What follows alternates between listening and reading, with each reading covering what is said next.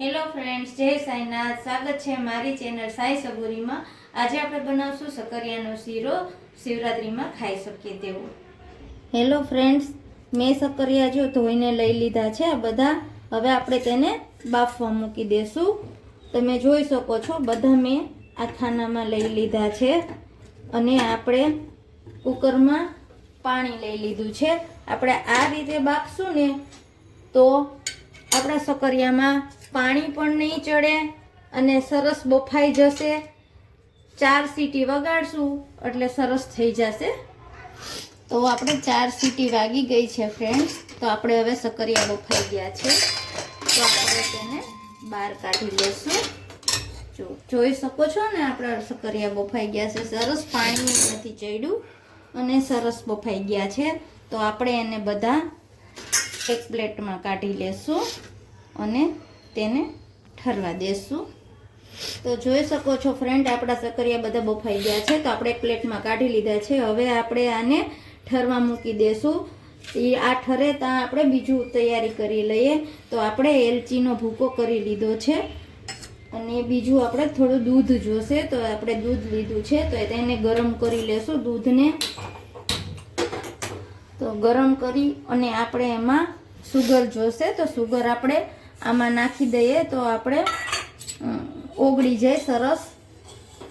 પછી આપણે તેને સકરિયામાં ગળાશ તો હોય જ છે પણ આપણે આમાં થોડી ઓછી લેવાની છે એટલે આમાં ગરમ થાય તો આપણે સરસ ઓગળી જાય છે. પછી આપણે સકરિયામાં નાખશું.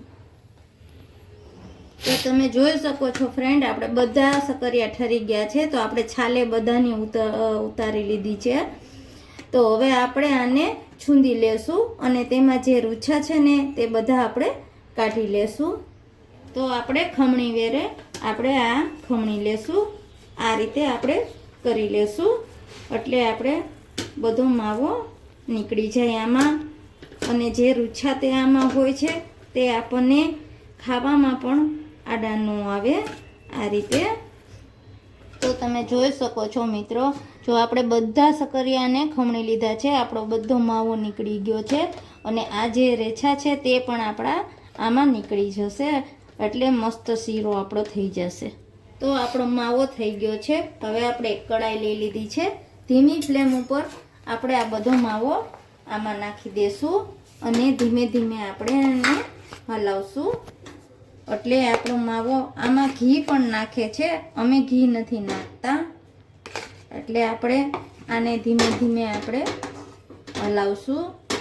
હલાવ્યા પછી આપણે જે દૂધ ગરમ કર્યું હતું એ થોડું નાખશું ખાંડવાળું અને ધીમે ધીમે હલાવશું આ રીતે ધીમી ગેસ ફ્લેમ ઉપર.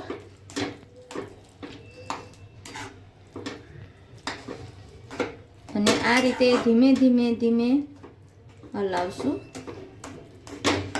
તો જોઈ શકો છો ફ્રેન્ડ, આપણો શીરો કમ્પ્લીટ થઈ ગયો છે.